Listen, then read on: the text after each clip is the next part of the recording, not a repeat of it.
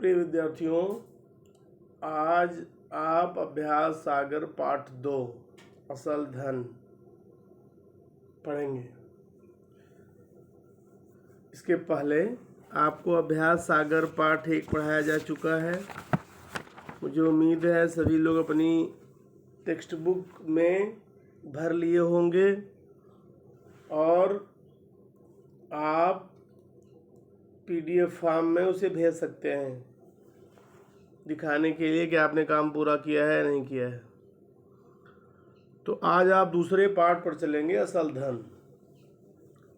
असल धन में तत्सव, तत्सम, तद्भव, विराम चिन्ह, अपठित गद्यांश की बात की गई है। तो अपठित गद्यांश तो कल वाली क्लास में हम डिस्कस करेंगे। तत्सम तद्भव की बात मुझे आज करनी है और विराम चिन्हों की। विराम चिन्हों का एक वीडियो श्वेता मैम ने आपको पहले ही भेज दिया है। मुझे उम्मीद है आप उन विराम चिन्हों को पढ़े होंगे, उस वीडियो को ध्यान से सुने होंगे। मैम ने बहुत ही अच्छी तरह से समझाया था। आप उस वीडियो से अवश्य लाभान्वित हुए होंगे। जिनको भी विराम चिन्ह समझ में न आया हो वे मैम के द्वारा भेजे गए उस वीडियो को अवश्य देख लें। ठीक है, तो चलिए पहले तो आप ये जान लीजिए तत्सम तद्भव है क्या। बनावट के आधार पर जो शब्द हैं उनके 4 भेद होते हैं, व्युत्पत्ति और बनावट। ठीक है, जो कि तत्सम, तद्भव, आगत और देशज, ये 4 प्रकार हैं उसके। तत्सम शब्द वे शब्द कहलाए जो संस्कृत भाषा से आकर के हिंदी भाषा में अपने मूल रूप में अपना लिए गए। संस्कृत भाषा में वे जैसे थे वैसे ही हिंदी भाषा में अपना लिए गए। उन्हें कहा गया तत्सम। तत्सम में 2 शब्द हैं, तत् एक सम। तत् मतलब उसी के, सम मतलब समान, उसी के समान।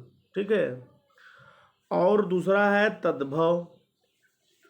तो तत्भव, ये द नहीं है, संधि हुई है इसलिए द हो गया है तीसरा वर्ण। तत् मतलब उससे, भव मन उत्पन्न। कहने का मतलब ये है कि तद्भव शब्द वे शब्द हैं जो संस्कृत से आए हुए शब्दों से बिगड़ करके उन पर बोलियों का प्रभाव पड़ा, स्थानीय भाषा का प्रभाव पड़ा। वे बिगड़ करके अपने मूल रूप से भटक गए और बिगड़े हुए रूप में वे हिंदी भाषा में उपयोग किए जाने लगे। जैसे अग्नि से आग बन गया, हस्त से हाथ बन गया, दुग्ध से दूध बन गया। ठीक है, कार्य से काम बन गया। तो मूलतः संस्कृत से ही शब्दों की व्युत्पत्ति हुई है और संस्कृत शब्दों से ही बिगड़ कर बने हुए शब्द जो स्थानीय बोलियों के प्रभाव में आ गए तद्भव कहलाए। उसके बाद आगत है। आगत वे शब्द हुए जो विभिन्न देशों की भाषा से आए। ठीक है, विभिन्न देशों की भाषा से जो आए हुए शब्द हैं वे आगत शब्द कहलाए। ठीक है, आगत के बाद है देशज। देसी बोलियों से उत्पन्न। देसी बोली कौन सी बोली होती है भाई? देसी बोली वो होगी जो ग्रामीण अंचल में बोली जाने वाली बोली है। ठीक है,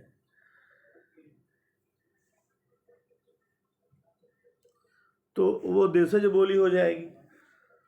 तो जो भाषाएं चलती, कहते हैं कि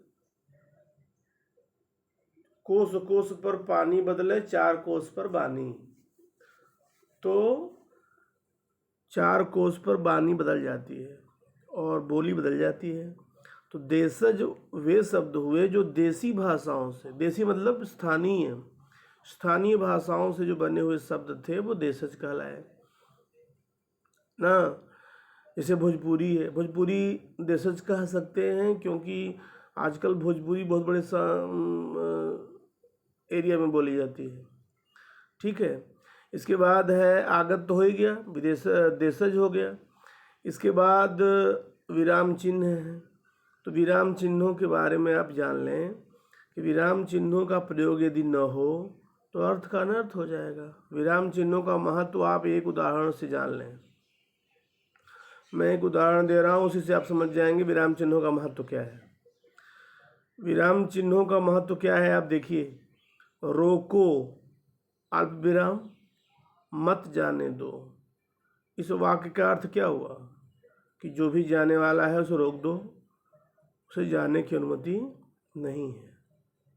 वहीं अल्प विराम यदि हम रोको मत के बाद लगा दें तो अर्थ बदल गया। रोको मत मतलब जाने वाले को मत रोकना, जाने दो, उसे जाने दिया जाए। वही अल्प विराम रोको के बाद लगा तो उसका मतलब हो गया कि रोक दो, उसे जाने की अनुमति नहीं है। और रोको मत के बाद वही अल्प विराम लगा तो उसका अर्थ बदल गया कि उसे मत रोको, जाने दो। ठीक है, तो ये है अल्प विराम का महत्व, यह है विराम चिन्हों का महत्व। किसी भी भाषा को स्पष्टतया दूसरे तक पहुंचाने, दूसरे तक समझने के काबिल बनाने के उद्देश्य से विराम चिन्हों का प्रयोग किया जाता है। विराम चिन्हों के बारे में मैडम ने बहुत सुंदर वीडियो भेजा था, आप उसे अवश्य देखे होंगे और समझे होंगे। आइए हम चलते हैं पाठ के पहले प्रश्न पर, जिसमें लिखा हुआ है कि नीचे दिए गए वाक्यों को ध्यान से पढ़िए। पहला वाक्य क्या है? उसने दुख और आश्चर्य से पूछा, अल्पविराम, मेरा दोष क्या है? मनुष्य अपने कर्मों से महान बनता है। दरबारियों की आंखों में चमक आ गई। ईरान के किसी गांव में एक चरवाहा रहता था। दरबारी शाह के कान भरने लगे। अब इन वाक्यों में मोटे काले शब्दों को दी गई श्रेणियों में विभाजित करके लिखिए। पहला है तत्सम। तत्सम में देखिए दुख, आश्चर्य, कर्मों और दोष, ये 4 शब्द हैं। तद्भव में आँखों, गांव, कान। ठीक है, अब आपके मन में प्रश्न आएगा कि तद्भव आँखों, गांव, कान का तत्सम क्या होगा? तो आँखों का जानते ही हैं, नेत्र, गांव का ग्राम और कान का कर्ण। ठीक है, तो तत्सम तद्भव का ये असल रूप है और इनकी पहचान भी है।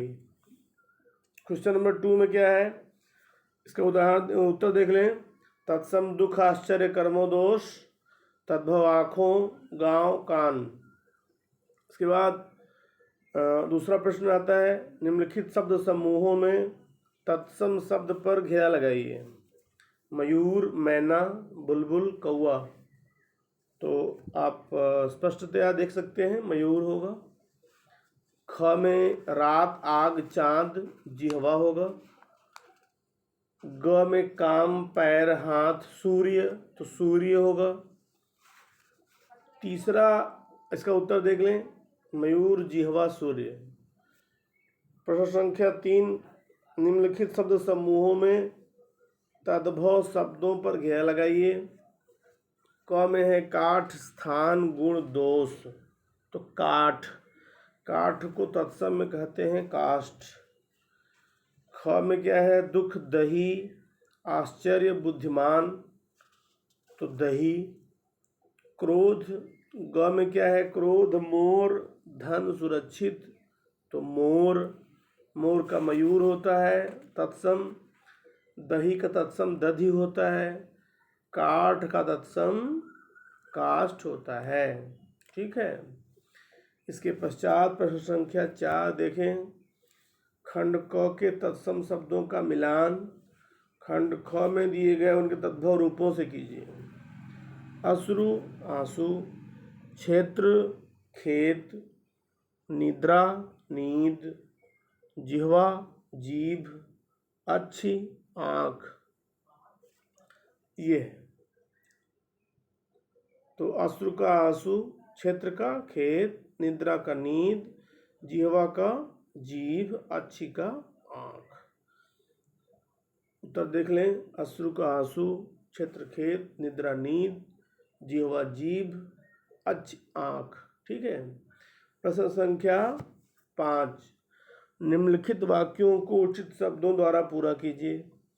अब वाक्य दिया गया है, वाक्य के सामने ब्रैकेट में तत्सम भी दिया गया है और तद्भव भी दिया गया है। अब आपको देखना है कि इन वाक्यों में कौन से शब्द उपयुक्त होंगे और सटीक होंगे। बोलने से ही आपको लग जाएगा कि वहाँ कौन सा शब्द प्रयुक्त होगा। ठीक है। जैसे मेरे पाँव में डैश चुभ गया, यदि आप लगाते हैं पहला कि मेरे पाँव में कंटक चुभ गया, थोड़ा सा अजीब लग रहा है। अर्थ वही है, कंटक मैंने काटा, लेकिन शब्दों का इस्तेमाल वाक्य की तरह करना होगा। इस वाक्य में कंटक शब्द लगा देने से वाक्य का जो अर्थ है स्पष्ट नहीं हो रहा। मेरे पाँव में कांटा चुभ गया, सही यही लग रहा है। पेड़ के पत्ते गिर गए, यदि आप यहाँ तत्सम लिख दें कि पेड़ के पत्र गिर गए, तो ये सब वाक्य में यह जो शब्द है वो सटीक नहीं मालूम पड़ रहा है। ऐसे ही अभी जहाँ तत्सम का इस्तेमाल होना चाहिए वहाँ तद्भव नहीं कर सकते। जैसे वे कल डैश प्रवेश करेंगे, तो घर प्रवेश करेंगे नहीं कर सकते, कि यहाँ घर तो होगा ही नहीं, गृह होगा। गृह प्रवेश का निमंत्रण आता है, गृह प्रवेश का सभी को निमंत्रण आता है, आप लोग जाते हो तो गृह प्रवेश होता है, घर प्रवेश नहीं होता। तो यहाँ गृह उपयुक्त है।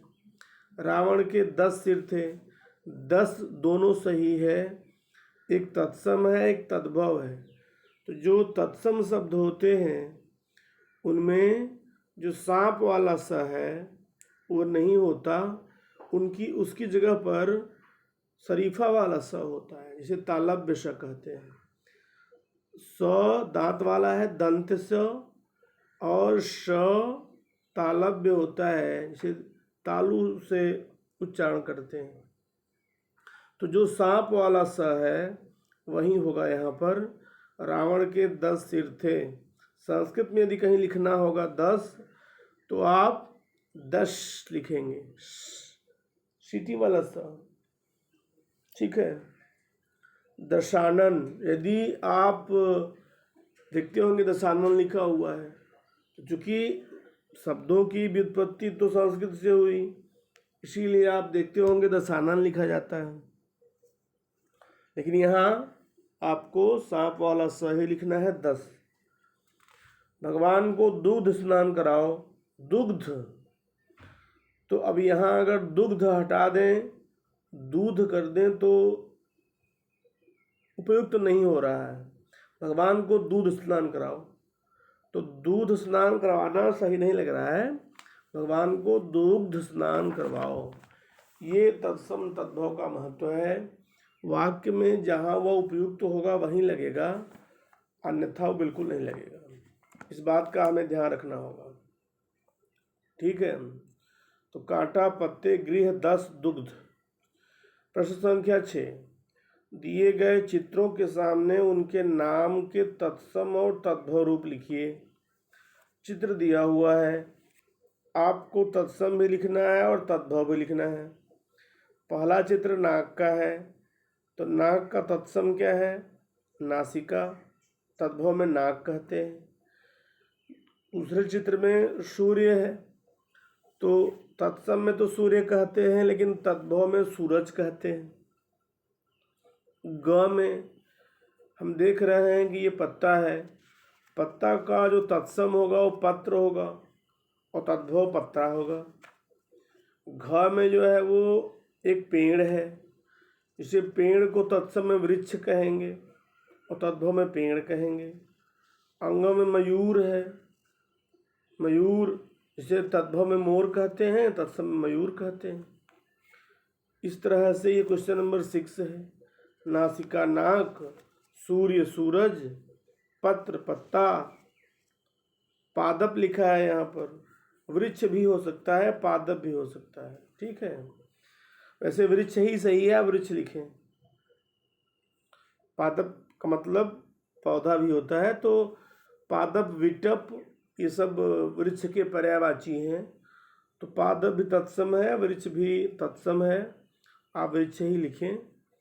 मयूर मोर, ठीक है। इसके बाद क्वेश्चन नंबर 7। नीचे स्तंभ क में विराम चिन्ह दिए गए हैं और स्तंभ ख में उनके नाम दिए गए हैं। तो रेखा खींचकर विराम चिन्हों को उनके नाम से मिलाइए। तो पहला क्या है? पहला आप देख रहे हैं कि एक बड़ा सा डैश दिया हुआ है। जब डैश थोड़ा सा बड़ा हो जाता है तो उसका नाम हो जाता है निर्देशक चिन्ह। क्या है वो? निर्देशक चिन्ह। वो निर्देशक चिन्ह बन जाता है। उसके नीचे है अल्प विराम। उसके बाद है जिसे हम इंग्लिश में कहते हैं डबल कामा। तो डबल कामा को हिंदी में कहते हैं दोहरा उद्धरण चिन्ह, ठीक है। उसके नीचे है प्रश्नवाचक चिन्ह, प्रश्न सूचक चिन्ह भी जिसे कहते हैं। उसके नीचे है पूर्ण विराम, जो वाक्य के पूरा होने पर लगता है। प्रश्नवाचक चिन्ह जो प्रश्न किया जाता है वहाँ लगता है। उसके बाद है सिंगल इन्वर्टेड कामा, इसका हिंदी में नाम है एकल उद्धरण चिन्ह, ठीक है। यह किताबों के नाम के पहले, ये शब्द के पहले भी लगता है, बाद में लगता है, और इसे एकल उद्धरण चिन्ह कहते हैं। किसी के नाम के पहले लगाया जाता है, किसी महाकाव्य का नाम हो या किसी रचना का नाम हो तो वहाँ भी लगता है। उसके बाद है अर्ध विराम। अर्ध विराम का मतलब होता है कि कोई वाक्य है जो आधा ही कहा जाए, आधा उसके बाद कहा जाए, तो वहाँ अर्ध विराम लगता है। मैडम ने बताया होगा आपको। इसके बाद जो डैश है वो छोटा सा डैश है। तो छोटा सा जो डैश होता है उसे कहते हैं योजक चिन्ह, इसे हाइफन कहते हैं इंग्लिश में, ठीक है। और उसके नीचे है विस्मयादिबोधक चिन्ह, इसे एक्सक्लेमेशन कहते हैं।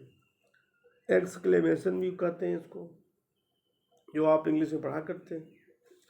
तो आप देख लें, पहला निर्देशक चिन्ह है, दूसरा अल्प विराम है, तीसरा दोहरा उद्धरण चिन्ह है, चौथा प्रश्न सूचक चिन्ह है, पांचवा पूर्ण विराम है, छठवां एकल उद्धरण चिन्ह है, फिर अर्ध विराम है, उसके बाद योजक चिन्ह है, और सबसे अंतिम में विस्मयादिबोधक चिन्ह है। प्रश्न संख्या 8। प्रश्न संख्या 8 में क्या है? नीचे दिए गए वाक्यों में प्रयोग किए गए विराम चिन्हों को पहचानिए और उनके नाम लिखिए। तो क में क्या है? हमने जीवन में कई पड़ोस बदले हैं, खड़ी पाई दी हुई है। तो खड़ी पाई को पूर्ण विराम कहते हैं। पूर्ण विराम का मतलब होता है वाक्य वहीं समाप्त हो गया, अब वो पूरा अर्थ दे रहा है, आप चाहे तो अगला सेंटेंस कहें या ना कहें। ख में क्या है? हमें पता है कि केबल टीवी नई पीढ़ी के लिए कितना नुकसानदेह है, ठीक है। तो ख में हमें पता है कि केबल के पीछे भी कामा लगा हुआ है और आगे भी। इसे कहते हैं inverted comma, single inverted comma, जिसे हम हिंदी में कहते हैं एकल उद्धरण चिन्ह, ठीक है। ये हो गया, एक विराम चिन्ह हो गया। दूसरा विराम चिन्ह टीवी में लगा हुआ है। टीवी को कहते हैं, टीवी में जो बिंदी लगी हुई है टी के आगे और वी के आगे, इसे कहते हैं लाघव चिन्ह। क्या कहते हैं इसको? लाघव चिन्ह, ठीक है। ये टेलीविजन को टीवी लिखा हुआ है। ये किसी शब्द को शॉर्ट फॉर्म में लिखने के लिए हम लाघव चिन्ह का इस्तेमाल करते हैं। लाघव का मतलब ही होता है लघु। लघु मतलब छोटा। लाघव चिन्ह के बाद क्या लगा हुआ है? पूर्ण विराम लगा हुआ है। इसके बाद हम एक ही सवाल दागते, आज भाभी जी का क्या हाल है। दागते के बाद अल्प विराम लगा है। अल्प विराम के बाद दोहरा उद्धरण चिन्ह लगा है। दोहरा उद्धरण चिन्ह के बाद प्रश्न सूचक चिन्ह लगा है। ठीक है, तो आप इसको देखें और समझें, लिखें। आंटी के पहले डबल कामा, आंटी के बाद सिंगल कामा, फिर आंटी के बाद विस्मयादि बोधक चिन्ह, तो दोहरा उद्धरण चिन्ह, अल्प विराम, विस्मयादि बोधक चिन्ह और अंत में पूर्ण विराम। यही 4 विराम चिन्ह लगे हुए हैं। इसके बाद पंडित जी, पंडित जी के बाद कोष्ठक में लिखा हुआ है जवाहरलाल नेहरू। जवाहरलाल नेहरू को कोष्ठक में बंद किया गया है। ऐसा क्यों किया गया? इसलिए ऐसा किया गया क्योंकि पंडित जी ऊपर नाम है। पंडित जी कह देने से हम सभी जवाहरलाल नेहरू के नाम को जान जाते हैं। तो इसलिए अगर जिनको न पता हो उन्हें यह समझाने के लिए ब्रैकेट में जवाहरलाल नेहरू लिख दिया गया है, जिसे ब्रैकेट कहते हैं। और अंत में पूर्ण विराम लगा हुआ है। तो कोष्ठक चिन्ह और पूर्ण विराम दोनों चिन्ह यहाँ पर लिखे गए। ठीक, अब आप देखें इसका उत्तर। पूर्ण विराम, एकल उद्धरण चिन्ह पूर्ण विराम, अल्प विराम, दोहरा उद्धरण चिन्ह प्रश्नसूचक चिन्ह, दोहरा उद्धरण चिन्ह, अल्प विराम, विस्मयादि बोधक चिन्ह और पूर्ण विराम, और कोष्ठक चिन्ह और पूर्ण विराम, यही यहाँ पर लिखा गया। नीचे लिखे वाक्यों में उचित विराम चिन्ह लगाइए। हमारे पड़ोसी बड़े बहुत अच्छे हैं। मैं चिल्लाया, यह कूड़ा किसने फेंका है। आज मैंने प्रेमचंद की बड़े भाई साहब कहानी पढ़ी। बच्चों क्या कर रहे हो? कचरा इधर उधर मत फेंको। अरे बाप रे, इतना बड़ा हाथी। ये 6 वाक्य दिए हुए हैं। इन 6 वाक्यों में आपको विराम चिन्ह लगाना है। चलिए इसके उत्तर को देखते हैं। हमारे पड़ोसी बहुत अच्छे हैं, पूर्ण विराम, बात खत्म हो गई। मैं चिल्लाया, अल्प विराम, और दोहरा उद्धरण चिन्ह में यह कूड़ा किसने फेंका है। दोहरा उद्धरण चिन्ह को अंत में बंद करने से पहले हमें इस बात का अवश्य ध्यान रखना होगा, यदि क्वेश्चन मार्क लगाना है, पूर्ण विराम लगाना है, तो वह दोहरा उद्धरण चिन्ह बंद करने से पहले ही लगाना होगा। दोहरा उद्धरण चिन्ह बंद करने के बाद हम पूर्ण विराम और प्रश्नवाचक चिन्ह नहीं लगाते। इस बात का आप ध्यान रखें। बच्चे अक्सर ये गलती करते हैं कि दोहरा उद्धरण चिन्ह पहले ही बंद कर देते हैं, बाद में क्वेश्चन मार्क लगा देते हैं, बाद में पूर्ण विराम लगा देते हैं। ऐसी गलती कदापि न करें। तो मैं चिल्लाया, अल्प विराम, दोहरा उद्धरण चिन्ह में यह कूड़ा किसने फेंका है, प्रश्नवाचक चिन्ह लगेगा। यहाँ प्रश्नवाचक चिन्ह लगाने के बाद अंतिम में हम दोहरा उद्धरण चिन्ह लगा देंगे, बंद कर देंगे। ठीक है, डबल कॉमा क्लोज। आज मैंने प्रेमचंद की बड़े भाई साहब कहानी पढ़ी। तो बड़े भाई, ये बताया था मैंने कि सिंगल इन्वर्टेड कॉमा वहीं लगता है जहाँ किसी कवि की कृति का नाम दिया गया रहता है। किसी कवि की किसी कहानी का नाम, नाटक का नाम दिया होता है। कहानी का नाम है बड़े भाई साहब, जो प्रेमचंद ने लिखी है। तो प्रेमचंद की सिंगल कामा में बड़े भाई साहब, सिंगल कामा क्लोज, कहानी पढ़ी, पूर्ण विराम। ठीक है, इसके पश्चात बच्चों कामा क्या कर रहे हो, क्वेश्चन मार्क।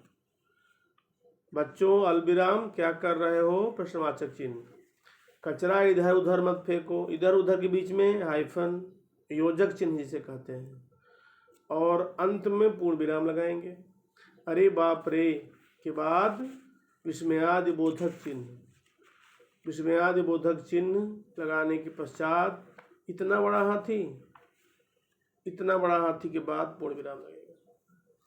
इस तरह से आप प्रश्न संख्या 1 से 9 तक आपने हल किया। जैसे ही वीडियो ख़त्म होगा वैसे ही आपको पीपीटी भेजी जाएगी, और पीपीटी भेजने में आप पाएंगे कि पीपीटी में सारे प्रश्नों के उत्तर लिखे हुए हैं। उस पीपीटी की सहायता से आप अपनी किताब में इन प्रश्नों के उत्तर सही सही भर लें। जिन लोगों ने पुरानी किताबें खरीदी हुई हैं वे सभी रबर से, इरेजर से पूरा मिटा करके अपनी राइटिंग में ही लिखना है। किसी और की राइटिंग आपकी किताब में नहीं होनी चाहिए, नहीं आप पनिशमेंट के भागी होंगे। इसलिए अगर किसी की पुरानी बुक है, अच्छा तो होगा आप नई किताब खरीद लें। नई किताब में ही अच्छे से सही सही दिया हुआ है। पुरानी किताबों में कुछ चीज़ें जो नई किताबों में बदल जाती हैं पुरानी किताबों में नहीं मिलती। तो बदलाव प्रकृति का नियम है, बदलाव होता रहता है पाठ्यक्रम में भी। यदि आप किताबें नहीं खरीदे हैं तो खरीद लीजिए और अपनी ही लिखावट में लिखें, किसी और से ना लिखवाएं भाड़े किराए पर, और न ही किसी और का लिखा हुआ किताब में छोड़ें। अगर बहुत दिक्कत है तो आप इरेजर से मिटा दें और उसमें भर दें।